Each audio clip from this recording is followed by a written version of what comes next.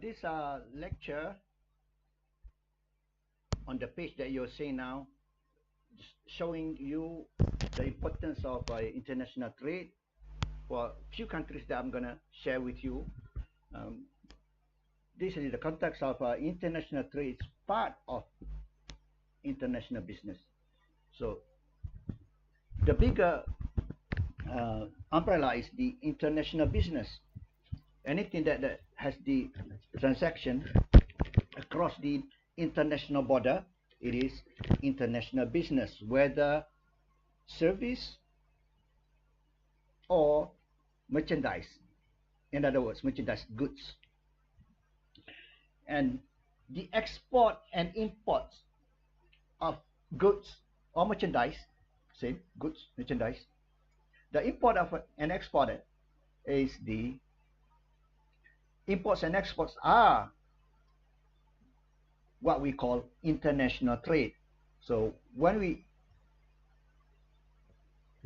discuss about international business, there are actually two. International business can be international trade. International business also can be investment. So let me repeat. When we say international business, at least two items there. Number one, international trade. Sounds similar, right? That's why I'm repeating. International business has at least two items under that. International trade and international investment. Take number one.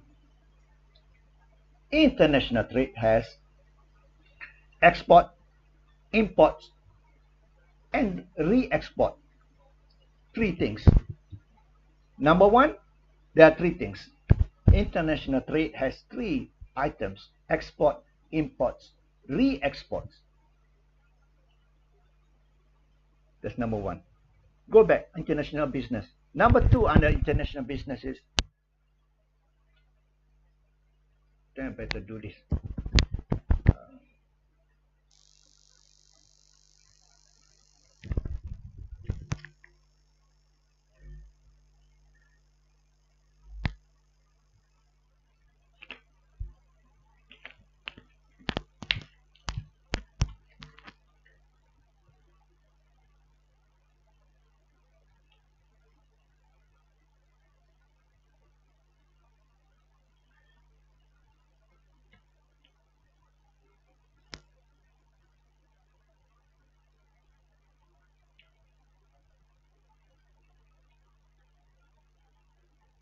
Or maybe notepad.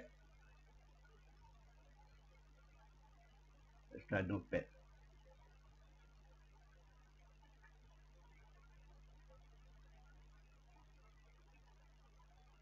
Okay.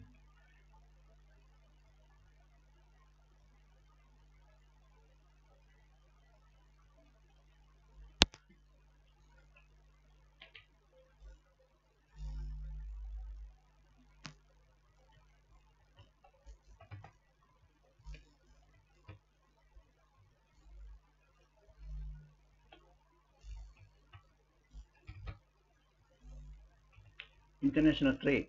Number two, international investment. Okay.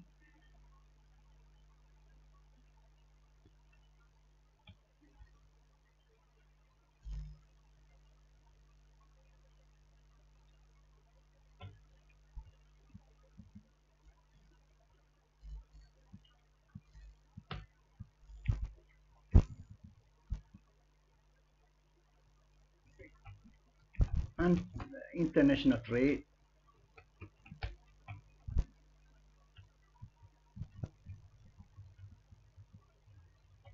exports, imports,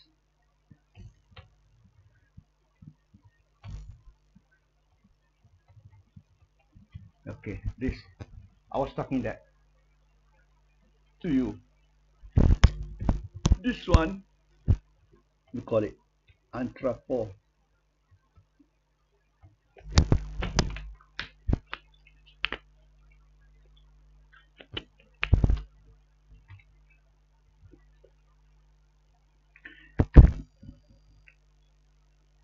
And then international investment.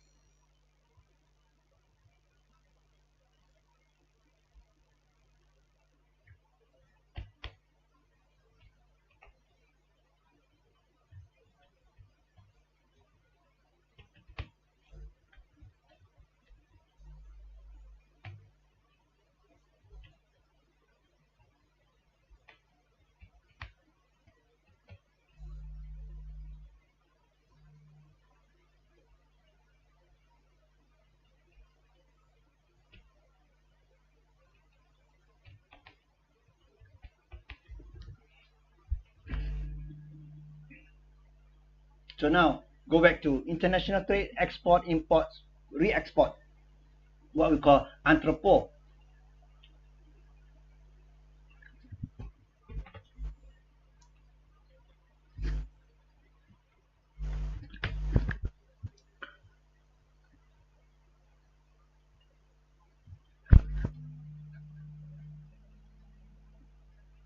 Oh, where is it?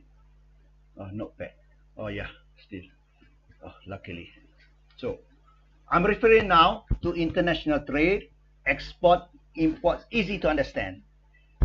Re-export, this is what I'm trying to explain to you, entrepot. What is entrepot?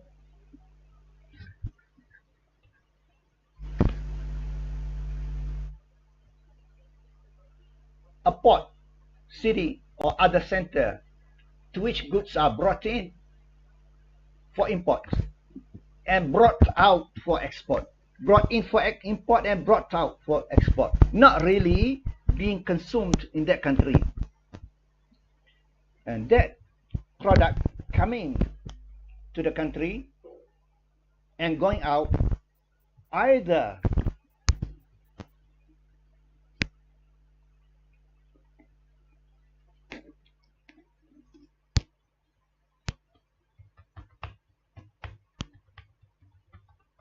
export and going out as coming in as imports.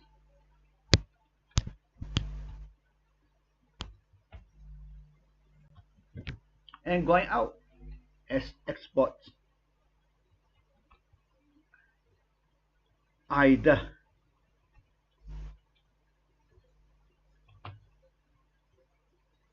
being processed, being first processed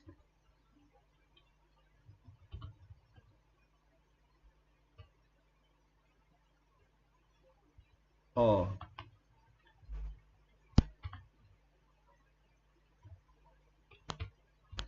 not processed.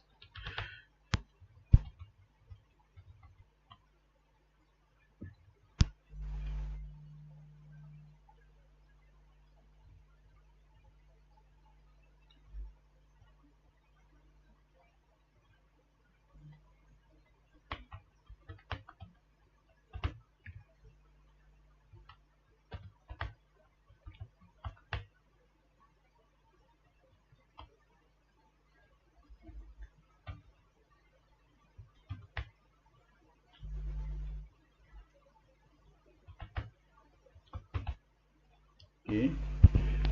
Coming in as imports and going out as export, either being first processed, that product that came in to Singapore, for example, or to Hong Kong, for example, these are the two major entrepôts. Singapore was and is and until today. Singapore was and until today. Hong Kong was in the past. Now, not so much now, no, not today, Hong Kong. I will tell you the reason why. But Singapore is always, from long time ago until today, Singapore is an entrepôt. Because of the location of Singapore, which I will explain with the map. That product come in either being first processed. Process meaning, going through process the manufacturing, or not processed. When not processed, just going through.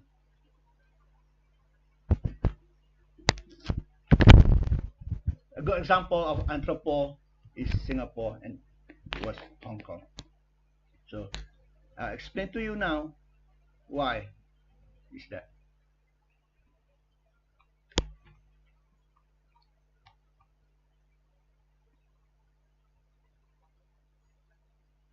There's Singapore, Malaysia, Singapore, and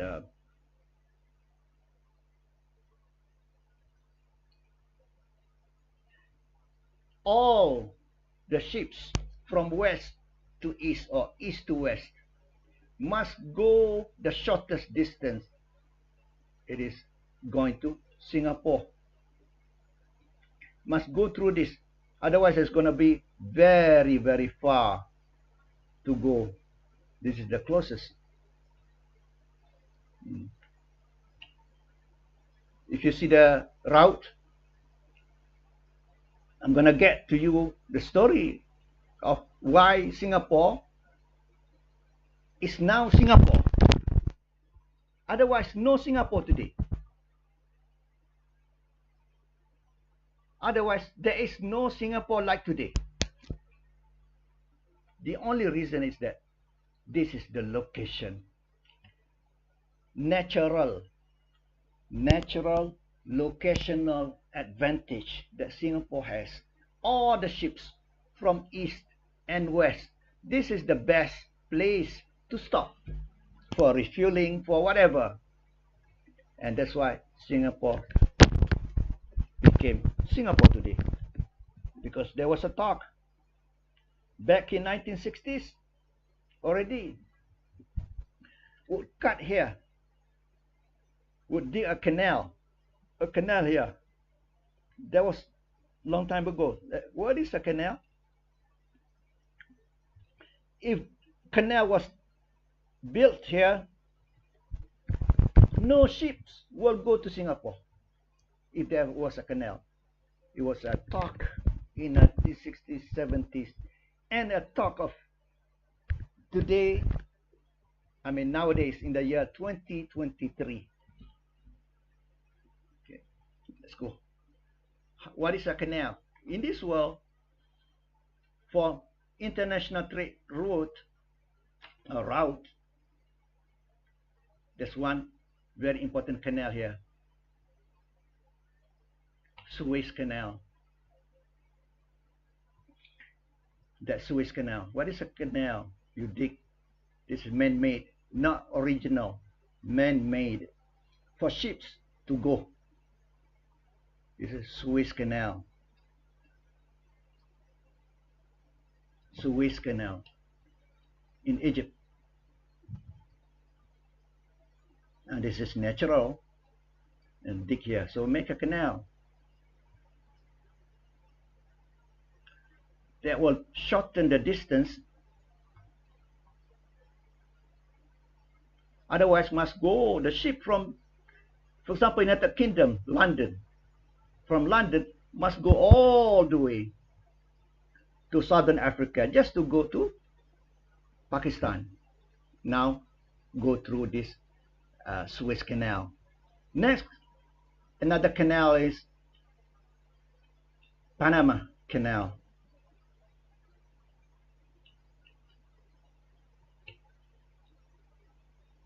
Yes, this is dug out, and that shorten the distance. Otherwise, a ship from New York will have to go all the way down to Argentina and Chile just to go to, for example, to Alaska, or to go to East Asia. Shorten the distance. This here only. So there was a talk in 1960s already. Thailand would be digging up to make a canal here.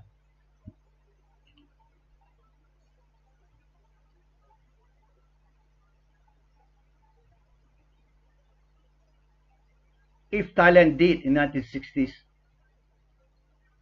Singapore would be nothing now today. Today, Singapore nothing, because all the ships will go there. So that explains why Singapore is so advanced, because of shipping industry as the mother of the Singaporean economy. From that shipping industry came the financing, came the the other services, and to the extent that Singapore has become a financial center. Companies go there, international companies, because of the shipping industry. The mother, the beginning of Singapore's economy was shipping industry. That did not happen if Thailand dig a canal.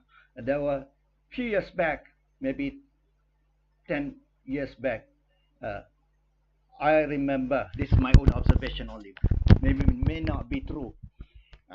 Secretary of Defense, United States, which is like Minister of Defense, came to Singapore, visited Singapore, and then crossed over, flying, not stopping in Malaysia, visit Singapore and flying over to Bangkok. So I think he kept reminding Thailand not to dig a canal here, because to save the baby, which is Singapore. And then there's a talk in 2023.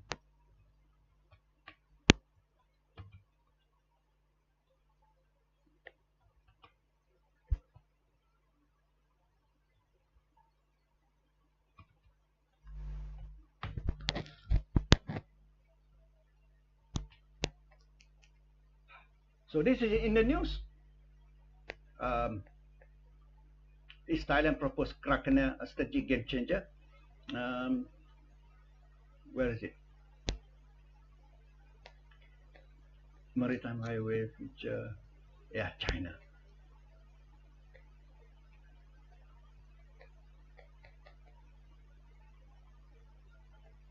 Okay.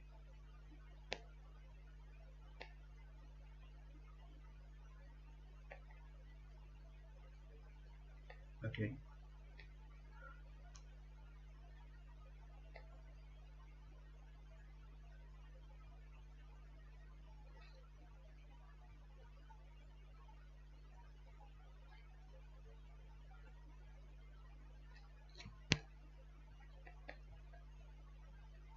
Let's read this.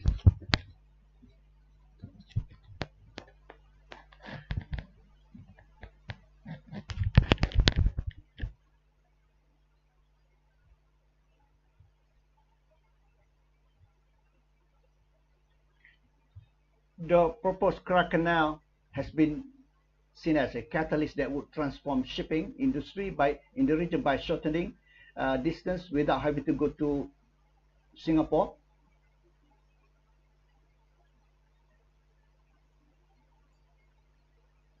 Chinese investors have shown interest to invest in constructing canal.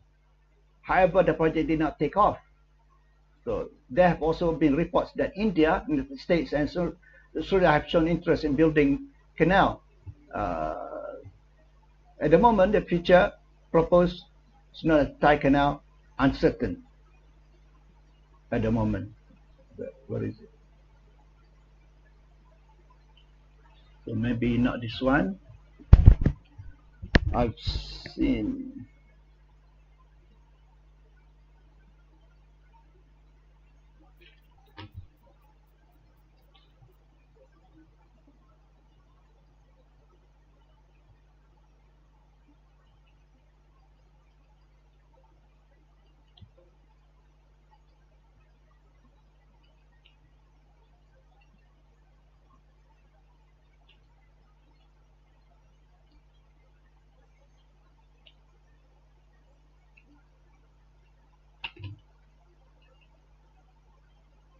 Thailand is considering building a 102-kilometer-long canal across itself. Supported by China, the project would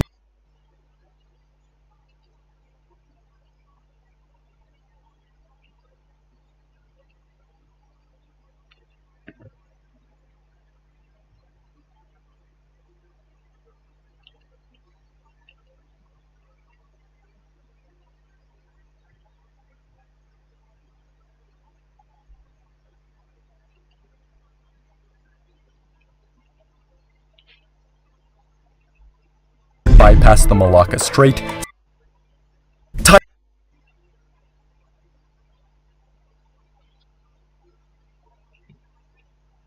Thailand is considering building a 102-kilometer-long canal across itself.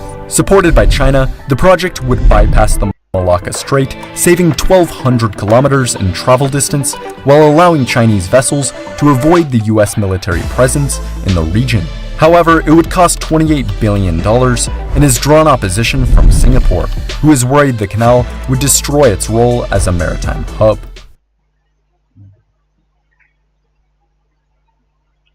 Thailand is considering building a 102-kilometer-long canal across itself. Supported by China, the project would bypass the Malacca Strait, saving 1,200 kilometers in travel distance while allowing Chinese vessels to avoid the US military presence in the region.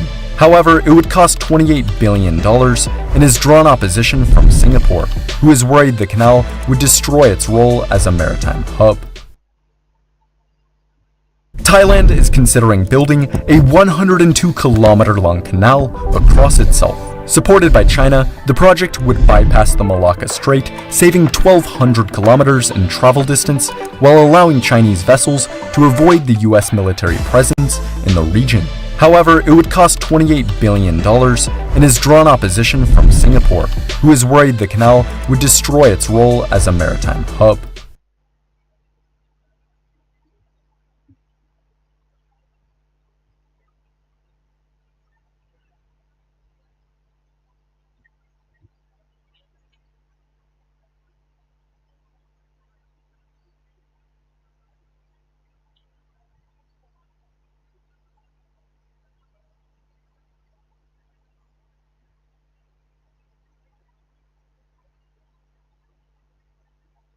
So you saw just now,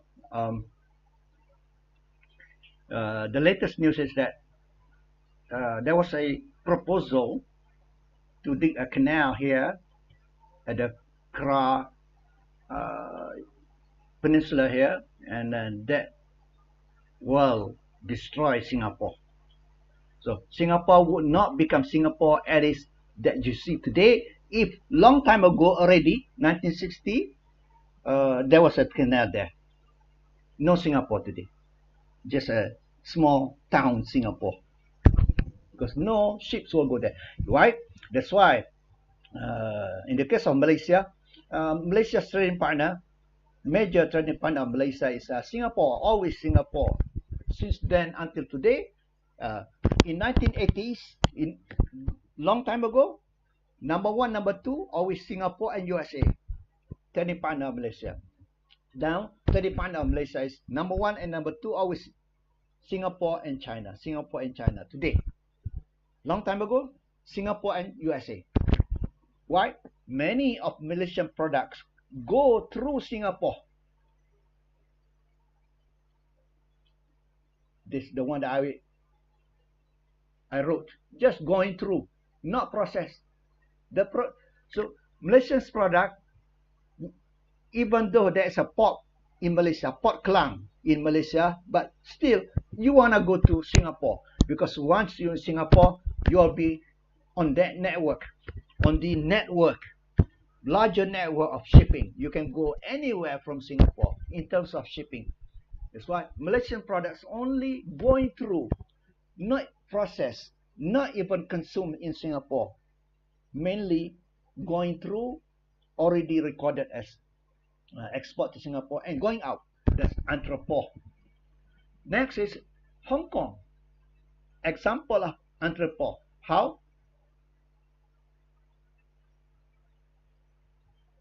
Finish.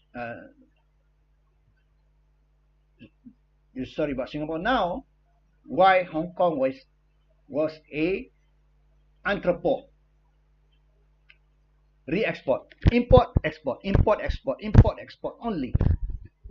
That's what we call re-export. Yes. What is re-export? Equals import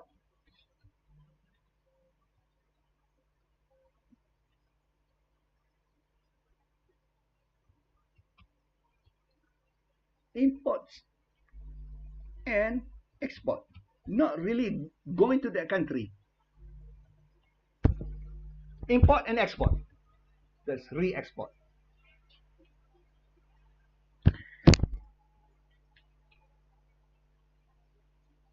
How? Singapore and Hong Kong. Hong Kong was a back door. Back door.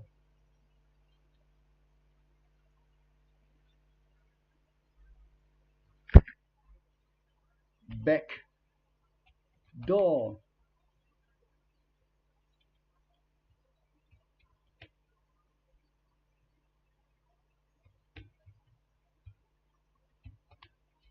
To mainland China. During the US and global blockade.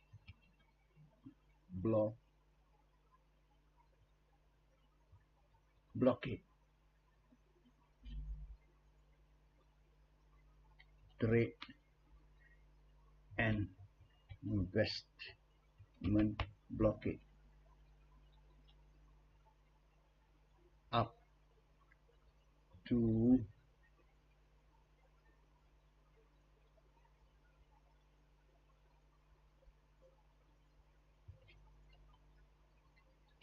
late 1990s, especially up to 2001,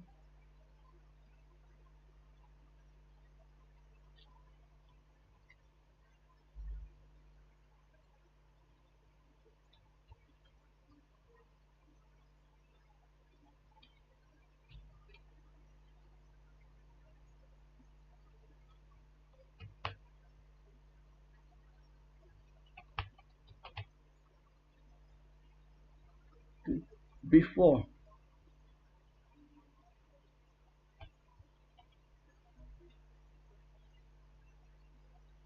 the year China joined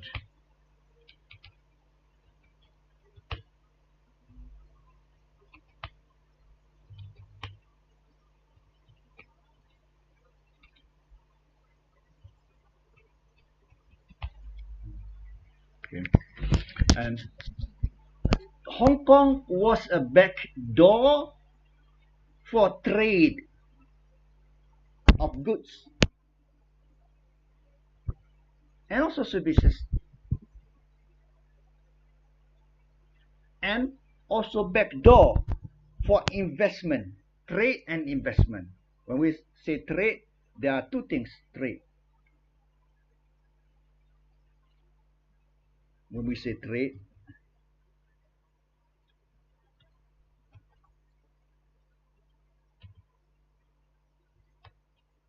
goods, which is also we call merchandise. Same. And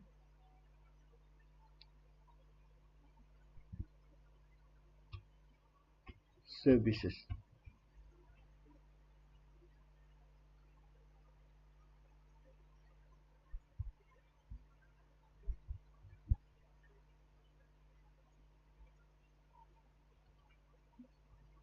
When we say trade,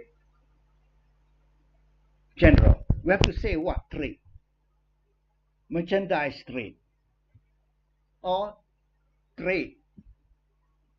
Trade can be goods and services. So we have to specify when we talk about trade. So backdoor for what? Trade and investment.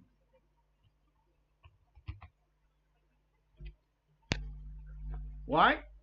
There was a blockade by the US and mostly many countries globally prevented by the blockade to trade directly with China. US companies, most of European companies from Europe, most of European countries, they cannot export the products directly into the mainland China. So to get the products to mainland China is to go through Hong Kong. Hong Kong became a back door to mainland for trade. Also to invest, you cannot invest directly to go to China to invest. You have to go through Hong Kong. So Hong Kong became a back door. As a result, with that,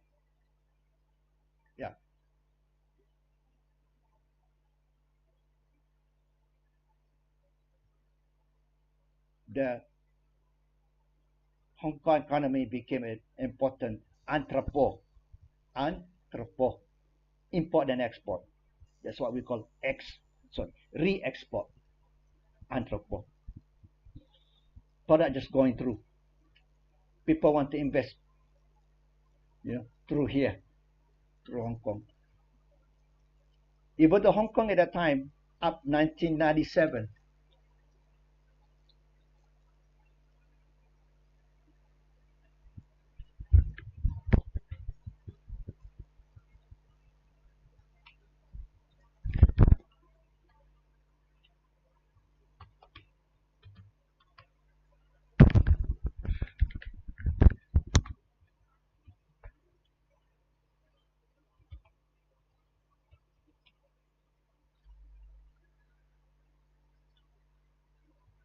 handover.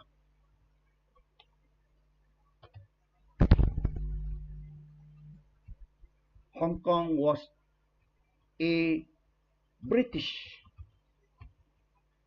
crown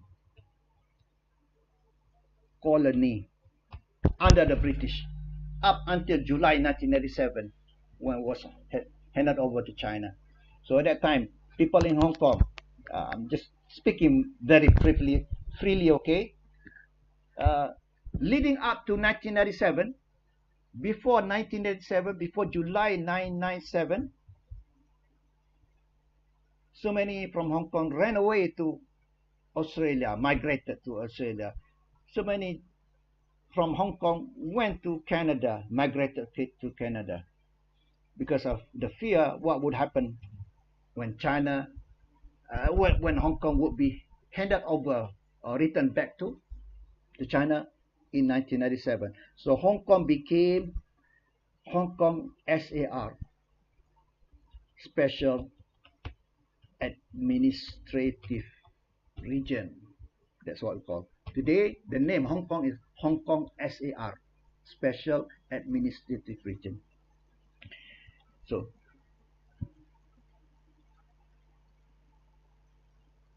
that blockade remained until the late 1990s, leading up to the year 2000.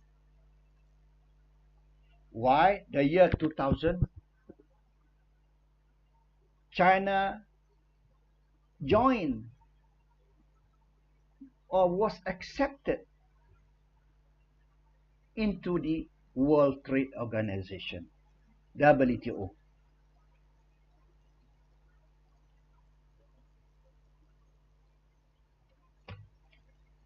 The year 2001.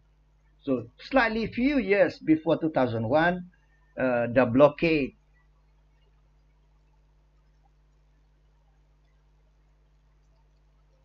why late 1990s there. I make a note there because more adoption of market oriented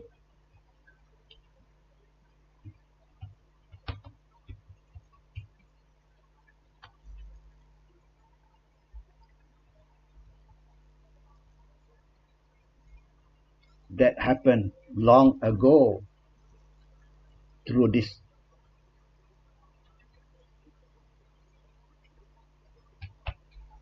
man. The prelude to 2001, the few years before 2001, I mean, US began to lift up the blockade, meaning no more blockade, few years before 2001, because of the United States saying China has adopted the market-oriented economy, abandoning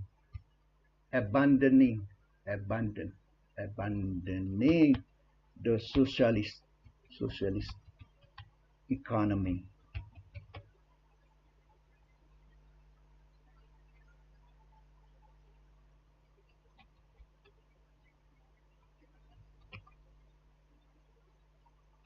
That reform started by old men, powerful men behind the curtain. Behind the curtain. This is curtain. Behind the curtain. By Deng Xiaoping. So, abandon socialist economy and adopt the market economy just like America market. That's why America, no more blockade.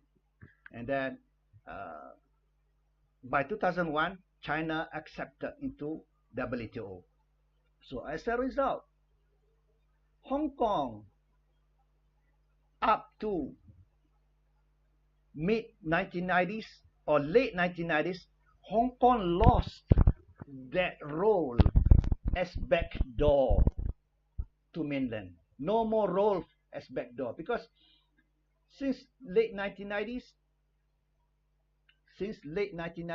and especially 2001, since 2001 when China joined WTO in 2001,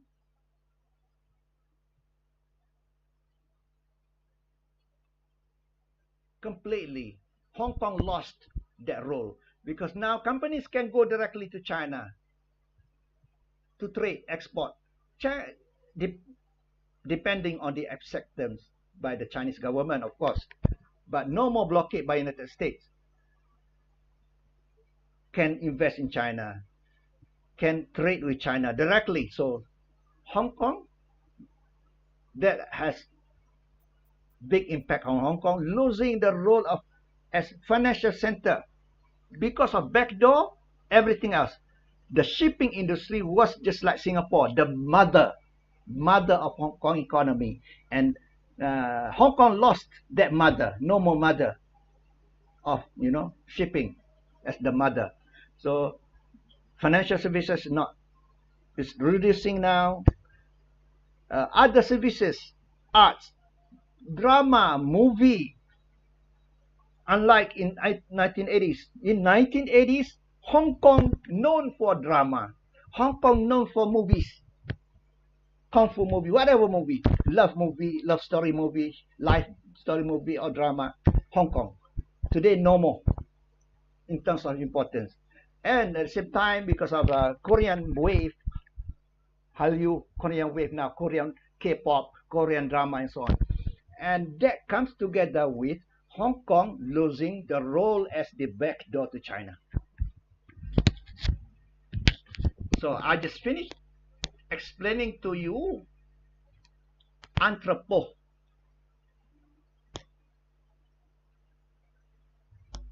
Anthropo. I just finished explaining to you this one only.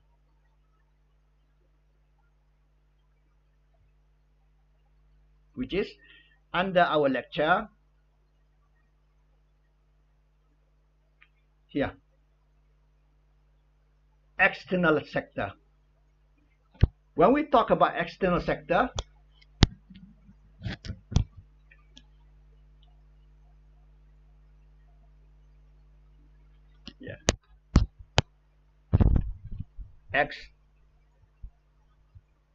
external sector, they're just similar. One is international trade.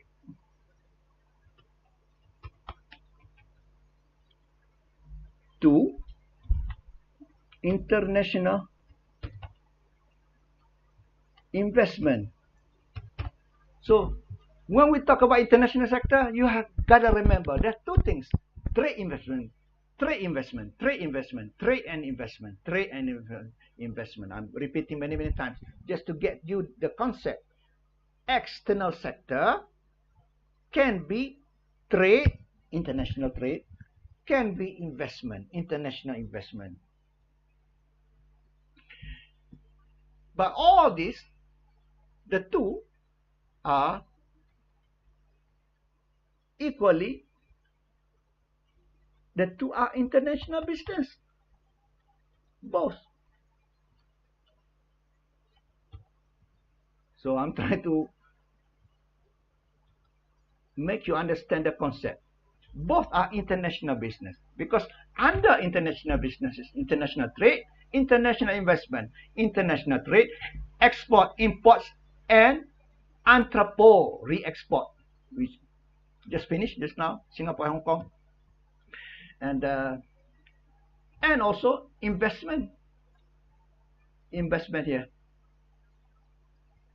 Number two, portfolio investment and foreign direct investment. The difference between the two is the control. The control that you have makes that foreign direct investment popularly known today, or not today, since long time ago. I was teaching this. If I give essay to students to make in the class about 15 years ago, popular topic, FDI, FDI, FDI, FDI. Many students will do the topic on FDI because popular the word at that time. And today too, it is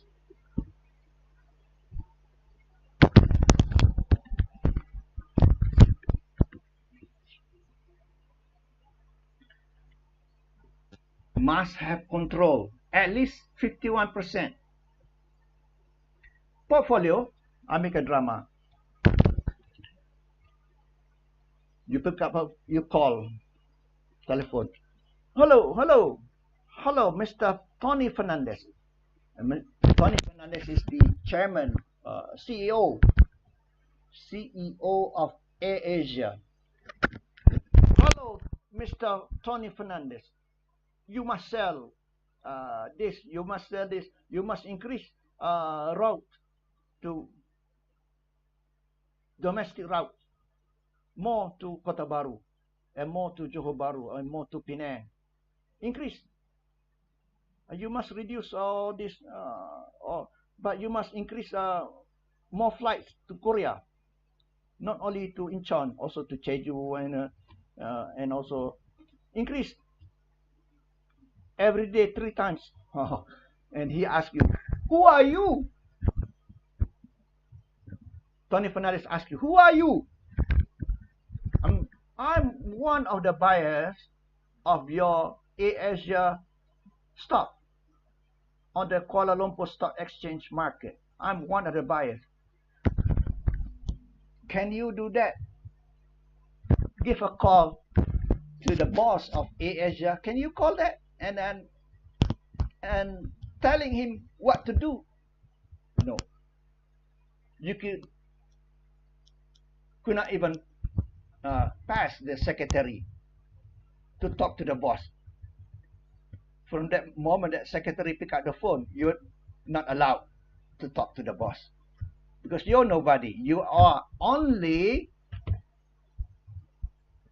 doing portfolio investment. You only buy one of few shares of AirAsia. Not much. That's portfolio investment. How does it come from? It's like a portfolio, your file. Portfolio is a file. Suppose this is a file.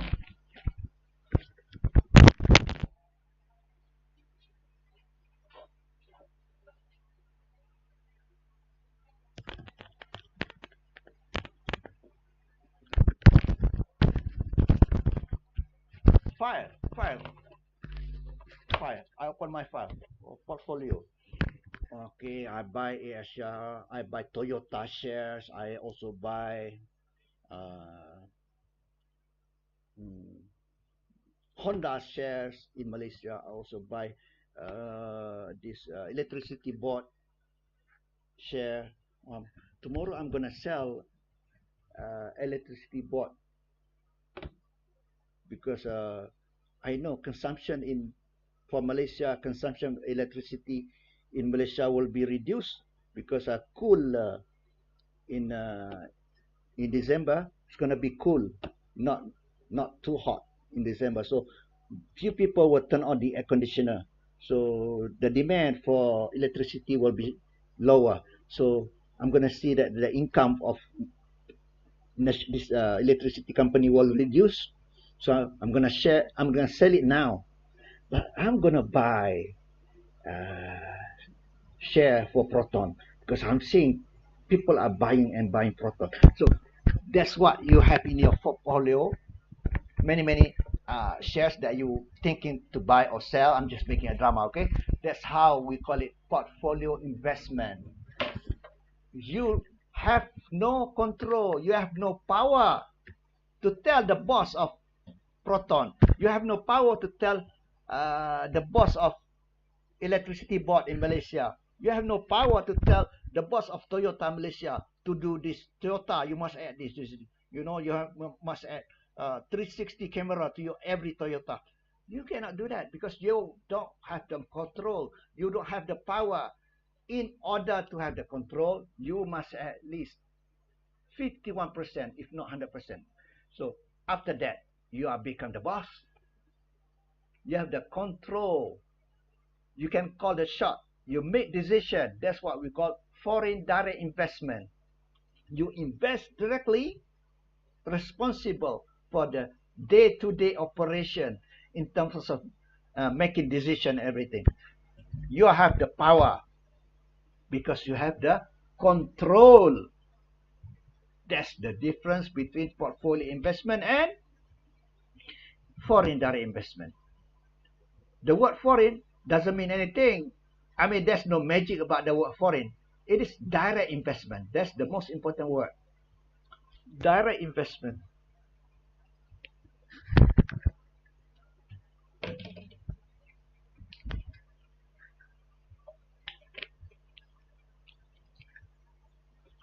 The difference between portfolio investment and direct investment is the control. You have the control through what?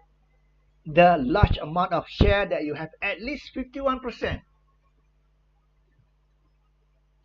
to make decision. So direct investment.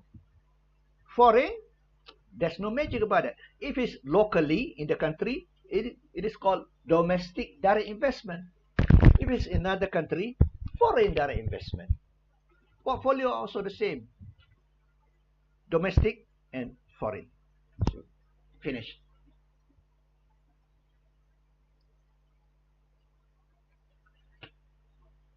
So now let's look dependence on international or external sector, Malaysia is one of best example of very dependent on external sector.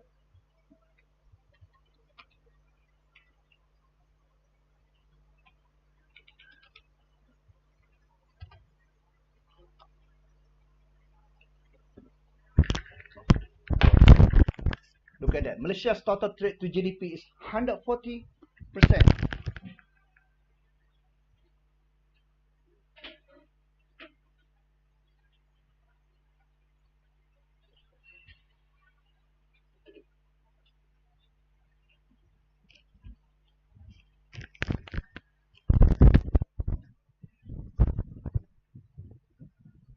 You see, you take the GDP. What's GDP? Total production of goods and services in Malaysia for 1 year.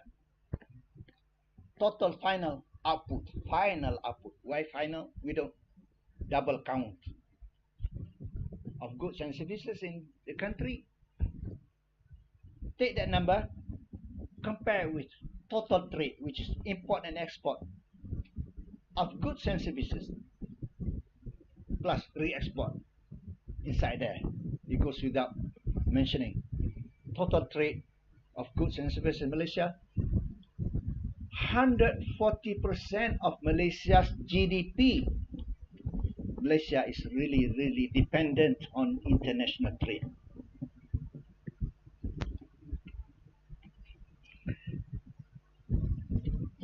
United States.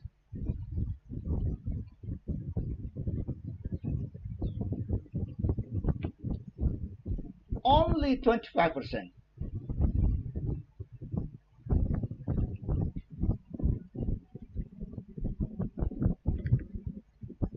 Singapore.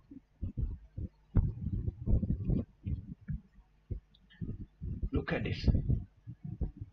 Malaysia 140. Singapore, a small open economy, small, so-called small, 336% ratio to GDP, the total trade. China, 38% only.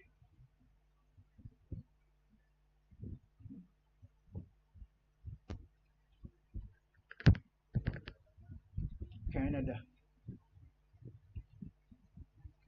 67%. UK, 68, almost like Canada. Thailand,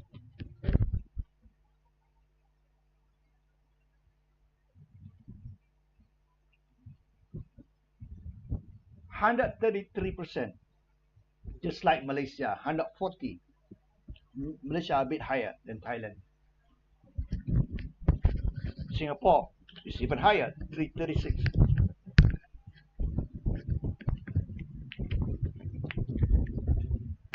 So what it means is that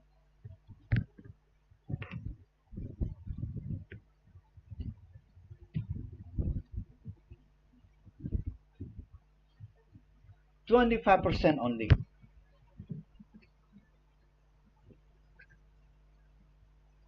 So the bigger the size of the economy, big, large GDP, the smaller the ratio of international trade to GDP, the larger the size of economy.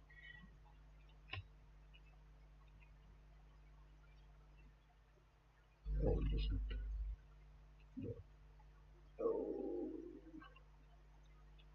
that was a nice one.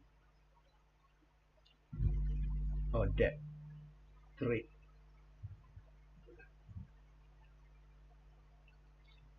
No, I don't want. I want the trade. Yeah.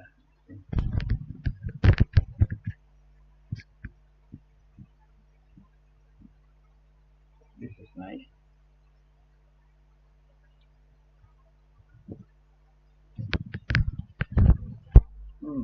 That's nice.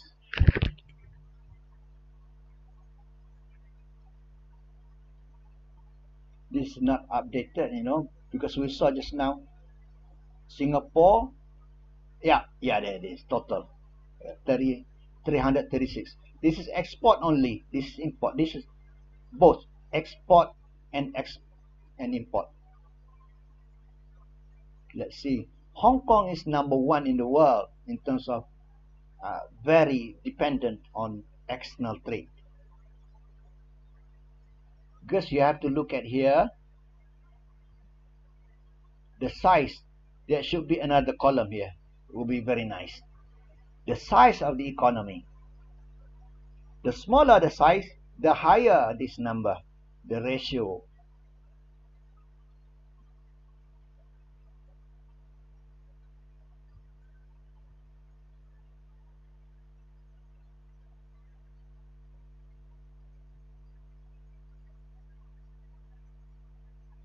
And this is not complete.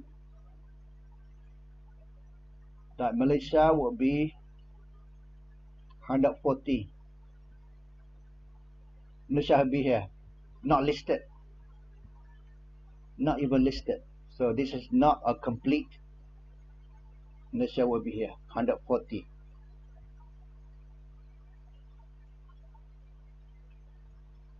Malaysia will be number 24. Luxembourg. Of course, Luxembourg is a small country, small size economy. The larger the size of the economy, you have to go down. So look at this. Very small. United States, 25% only because of the size. Ethiopia is different thing. Small economy, but Ethiopia is not really a trading country. That's, Nigeria, Sudan, this is not trading country. That's different story altogether, because it's all mixed. But we're talking about trading countries. The smaller the size of the economy, 25% only. The larger, I said small, the larger the size of the economy in the state, only 25% only. But a small size, very high. So Malaysia, being a small open economy,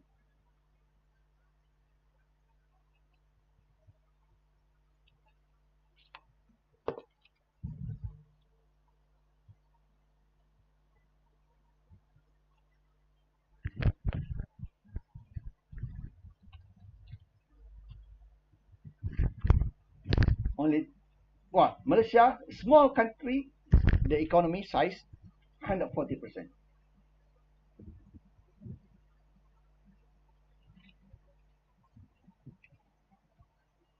Malaysia GDP, 373 billion. 370 billion USD. 373.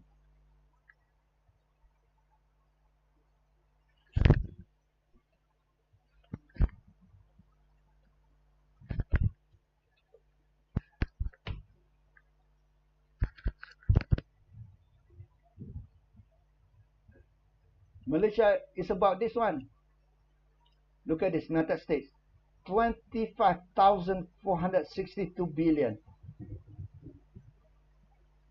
The size of US economy is more than 25 times of Malaysia's economy. The size.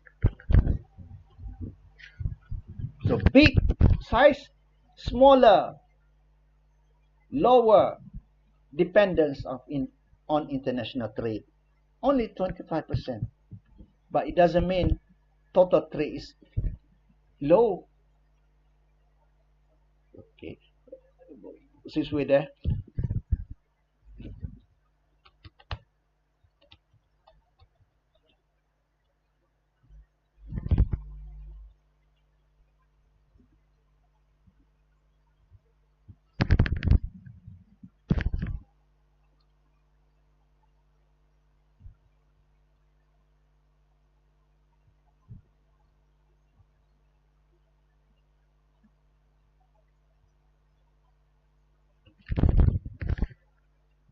USA is the size, second China, Germany already. I posted on my Instagram and also on my Facebook page.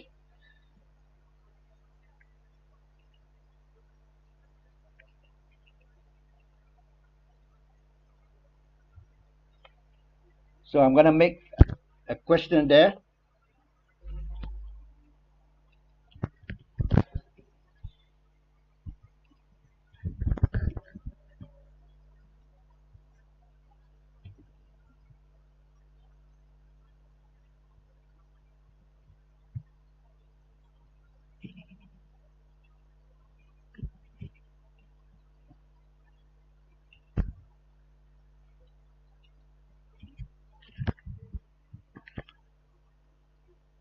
So you can become friend with me. That's my Facebook profile. This is my Facebook page. Profile just now page. I describe myself as a, where is it? Futurist on technology. That's myself. Futurist on technology. This is one I put.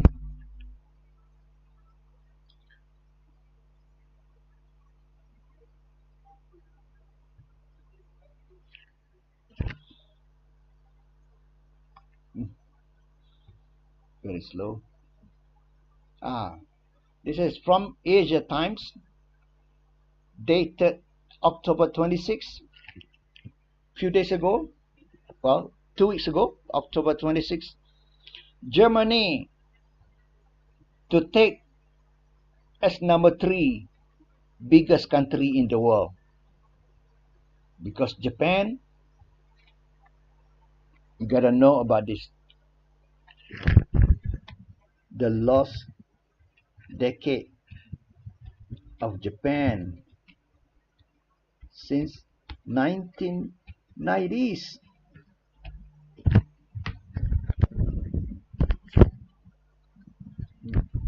The lost decade originally referred to an extended period of slow to negative economic growth lasting almost 10 years in Japan's economy during the 1990s. Very sluggish, slow, 0.1, 0.1, 0.1, 0.2, 0.1, 0.0, 0.0, 0.0, 0.1, 0.2, 0.0, 0.0, minus 0.5, 0.0. That's Japan during 1990s. And that happened until today. Stagnant growth in subsequent years has led to the period since 1991 to sometimes refer to the Japan's lost decades. Not just in 1990s, because the term came to refer to the 1990s. But it turns out until today, 1990s, 2000s,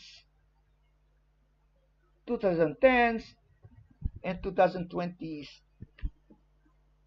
history and causes.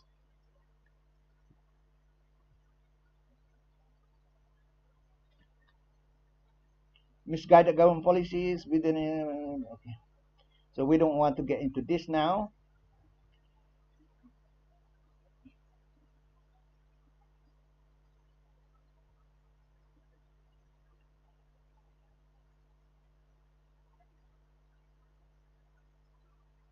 Why? Yeah, maybe very quickly here. Why? What happened during between 1991 and 2001? At that time, the first decade, which did not stop there until today, happened. Japan's economy entered a deep recession, GDP declined, and borrowers became insolvent. Big banks failed, including all this term credit, all failed. Why? We have to at a later time, not now, because we want to. So that explain what just now my Facebook, I already posted this from the news of 2 weeks ago. Japan will take number 3 in the world in terms of the size, the crown, crown. Number 3, Japan will take. And this because of the lost decade of Japan, which started in 1990s. We thought it's going to finish for 10 years. No, until today. And that's why, number 3. So, you got to read this one. I'll put questions. I'm going to put this under my Instagram. That's already there in Instagram. The questions will be written, about 2 or 3 questions. You answer there right in the Instagram. So look, already number 3, according to this. Taking over Japan as number 4, India, UK, France, Italy, and so on.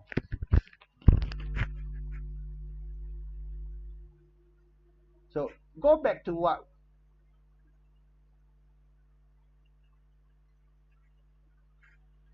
our definition of the dependence on external sector. It is the total export. The larger the export and imports in GDP or GNP, doesn't matter. In the past, we talk about GNP, gross national product. Gross domestic product is all the products that came to be produced in 1 year, final product in that country, happen in the country. If I ask you, what is the difference between GNP and GDP? GDP is all the products. For example, in Malaysia, produced in Malaysia, doesn't matter by whom, by Malaysian citizen, by foreign citizens like Japanese investors, Chinese investors here, Korean investors here. As long as the products produced here in Malaysia, that's gross domestic product. Domestic product. By whom? Doesn't matter. But GNP, gross national product, only product produced here in this country, Malaysia, by citizens only. So the GDP, you have to subtract those produced by non-citizens. Number 1. Number 2, plus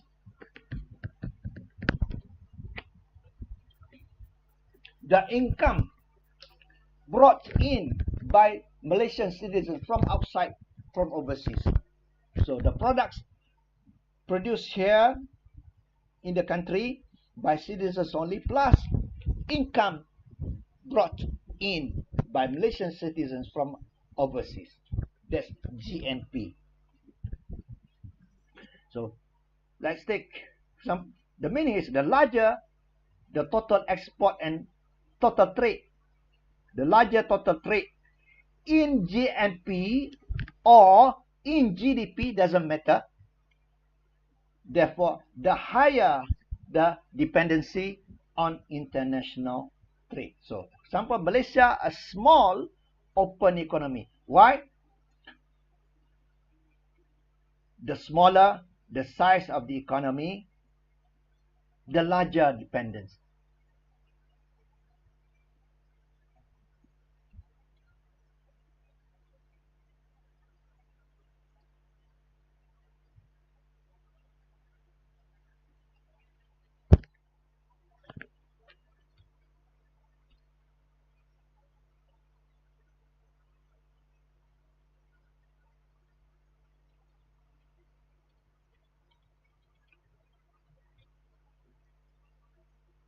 US trade to GDP just now 25% only, but the size of total trade of United States is big.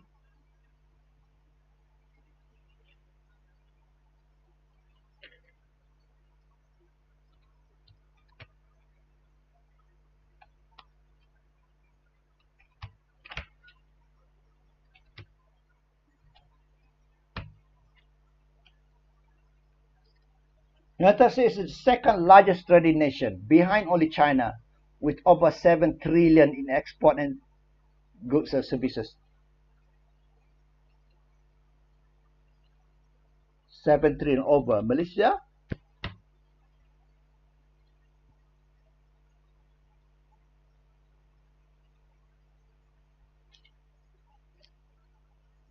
only 299, which is 300 plus 538 only million. That's it. Very small amount. But Malaysia, very small amount trade. But the ratio is very big, 147% to GDP. So our conclusion, dependency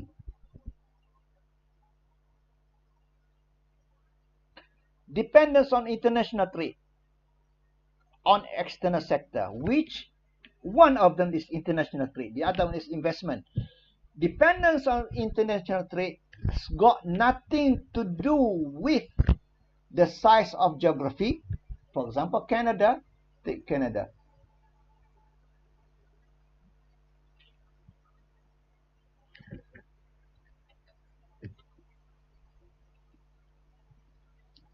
Canada 67%.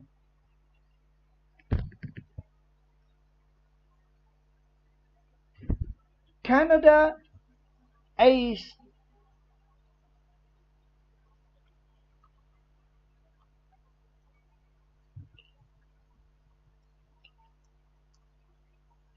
this is Canada, second largest country in the world in terms of size after Russia. Canada second only, but the size of trade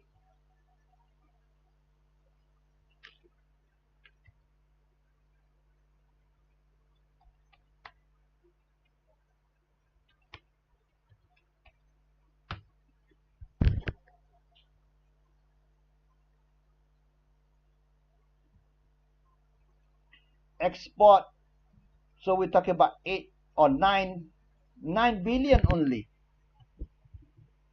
not 7 trillion. USA, very small. See, so it's not the number one conclusion. It's not the geographical size. It's not the area size, number 2 in the world, but doesn't mean that trade is big. And dependence,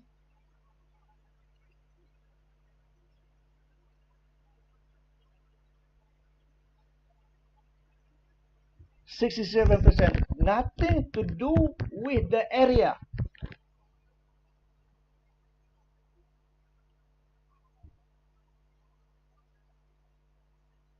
But this dependence on trade has to do with the size of the economy, such as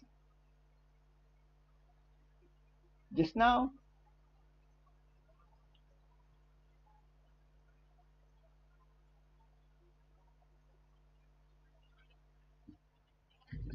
US only 25% because of the size of the economy of United States is so big. Much of the trade, 75% of the